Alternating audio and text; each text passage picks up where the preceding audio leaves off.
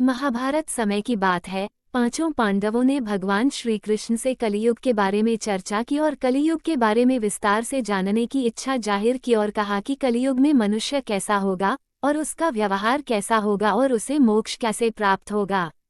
इन्हीं प्रश्नों का उत्तर देने के लिए भगवान श्री कृष्ण कहते हैं कि तुम पांचों भाई वन में जाओ और वहां जो कुछ भी दिखे वह आकर मुझे बताना, मैं तुम्हें उसका प्रभाव बताऊंगा। पांचों भाई वन में चले गए।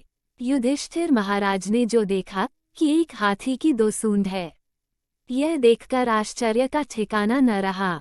अर्जुन दूसरी दिशा में गए, वहां उन्होंने देखा कि एक पक्षी है, उसके पंखों पर वेद की ऋचाएं लिखी हुई हैं, लेकिन वह पक्षी मुर्दे का मांस खा रहा है। यह तो बड़ा ही आश्चर्य है। भीम ने भी तीसरा आश्चर्य देखा, गाय ने बछड़े को जन्म दिया, फिर बछड़े को इतना चाट रही है कि बछड़ा लहूलुहान हो गया, बड़ा आश्चर्य है। सहदेव ने भी चौथा आश्चर्य देखा कि 5-7 कुएं हैं और आसपास के सभी कुओं में पानी है, लेकिन बीच का कुआं खाली है। बीच का कुआं गहरा भी है, फिर भी उसमें पानी नहीं है। पांचवें भाई नकुल ने भी एक अद्भुत देखा कि पहाड़ के ऊपर से एक बड़ी सी शिला लुढ़कती लुढ़कती आती है और बहुत वृक्षों से टकराई, पर उन वृक्षों के तने उस शिला को रोक न सके और अन्य शिलाओं के साथ टकराई पर वह रुक न सकी। फिर अंत में एक अत्यंत छोटे पौधे का स्पर्श होते ही वह स्थिर हो गई। पांचों भाइयों ने यह देख आश्चर्यचकित हो गए।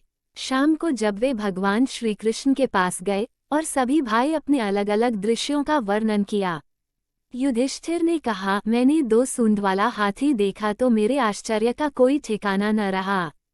तब श्री कृष्ण जी ने कहा, कलियुग में ऐसे ही लोगों का राज्य होगा जो दोनों तरफ से शोषण करेंगे, कहेंगे कुछ और करेंगे कुछ, ऐसे लोगों का ही राज्य होगा, इससे तुम पहले राज्य कर लो। अर्जुन ने जो आश्चर्य देखा कि पक्षी के पंखों पर वेद की ऋचाएं लिखी हुई हैं और पक्षी मुर्दे का मांस खा रहा है, इस प्रकार कलियुग में ऐसे लोग रहेंगे जो बड़े बड़े पंडित और विद्वान कहलाएंगे, लेकिन वो यही देखते रहेंगे कि कौन सा इंसान मरे, हमारे नाम संपत्ति कर जाए। संस्था के व्यक्ति विचार करेंगे कि कौन सा मनुष्य मरे और संस्था हमारे नाम हो जाए।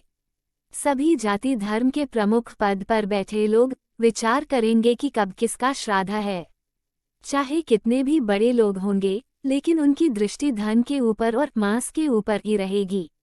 और ऐसे लोगों की बहुतायत होगी जो पराये धन को हरने और छीनने को आतुर होंगे, और कोई कोई विरला ही संत पुरुष होगा। भीम ने जो आश्चर्य देखा कि एक गाय ने बछड़े को जन्म दिया, फिर इतना चाटती है कि बछड़ा लहूलुहान हो जाता है। इसी तरह कलियुग का आदमी शिशुपाल हो जाएगा, बेटों के लिए इतनी ममता करेगा कि उन्हें अपने विकास का अवसर ही नहीं मिलेगा। और किसी का बेटा घर छोड़कर साधु बनेगा तो हजारों लोग दर्शन करेंगे, लेकिन यदि अपना बेटा साधु बन रहा होगा तो रोएंगे कि मेरे बेटे का क्या होगा।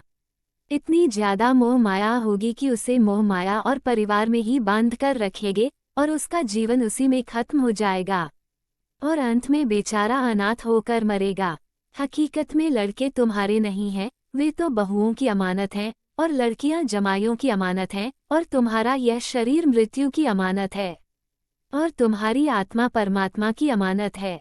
तुम अपने शाश्वत संबंध को जान लो बस। सहदेव ने जो आश्चर्य देखा कि 6-7 भरे कुएं के बीच का कुआं एकदम खाली है। कलियुग में धनवान लोग अपने लड़के लड़की के विवाह में, मकान के उत्सव में और छोटे बड़े उत्सवों में लाखों रुपए खर्च कर देंगे, लेकिन पड़ोस में यदि कोई भूखा प्यासा होगा और यह नहीं देखेंगे कि उसका पेट भरा है या नहीं।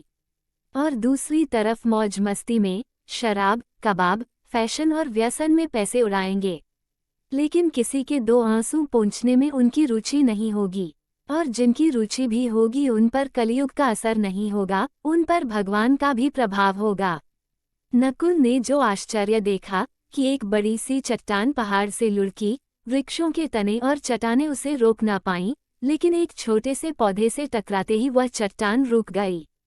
कलियुग में मानव का मन नीचे गिरेगा और उसका जीवन पतित होगा। फिर यह पतित जीवन धन की शिलाओं से नहीं रुकेगा और न ही सत्ता के वृक्षों से रुकेगा, लेकिन हरिनाम के एक छोटे से पौधे से मनुष्य जीवन का पतन होना रुक जाएगा।